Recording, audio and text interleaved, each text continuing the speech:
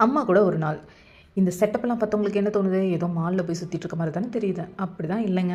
இது ஒரு ஹாஸ்பிட்டல், கோயம்புத்தூரில் இருக்க ஒரு ஃபேமஸான ஹாஸ்பிட்டலோட செட்டப் தாங்க இது. எனக்கே பிரமிப்பாக இருந்துச்சு. நான் ஒரு 6 மந்த் கழித்து அம்மாவுக்கு செக்கப்புக்காக இங்கே போயிருந்தோம். ஏதோ மாலுக்கு போயிருந்த மாதிரி இருந்துச்சு. என் ஹஸ்பண்டுக்கு இந்த வீடியோ எடுத்து காமிச்சிருந்தேன்.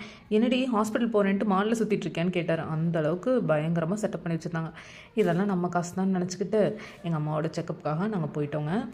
போயிட்டு எங்கள் அம்மாவுக்கு செக்கப்பு டெஸ்ட்டு அதெல்லாம் முடிச்சுட்டு கொஞ்சம் நேரம் வெயிட் பண்ண சொல்லிட்டாங்க டாக்டர் பார்க்கறதுக்கு முன்னாடி. நான் கொண்டு வந்து இந்த மேகியை எங்கள் அம்மா ஒளிச்சு ஒளிச்சு வச்சு சாப்பிட்ருந்தாங்க.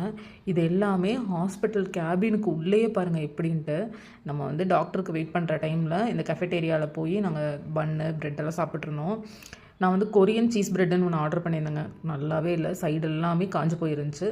இங்கே பாருங்கள், இது எல்லாமே ஆர்டிஃபிஷியல் பிளான்ட்ஸு. காலையில் 8 மணிக்கு போனதுங்க. மதியமும் ஆகிடுச்சு, பசி வந்துடுச்சு. அதனால் ஹாஸ்பிட்டலுக்கு கொஞ்சம் தூரம் தள்ளி வந்தால் என்னோடய தம்பி ஃப்ரெண்டு ஒரு பையன் வந்து இந்த மாதிரி கடை வச்சுருக்கான், கையேந்தி பவன் மாதிரி. அங்கே வந்து மீன் குழம்பு, ரத்த பொரியல், சிக்கன் சிந்தாமணி, முட்டை, ஒரு மீன் வறுவல், இது எல்லாமே சேர்த்து 120 நல்லா இருந்துச்சு. சித்ரா போகிற வழியில் தான் இது இருக்குது. கண்டிப்பாக நீங்களும் ட்ரை பண்ணி பாருங்கள். தேங்க்ஸ் ஃபார் வாட்சிங்.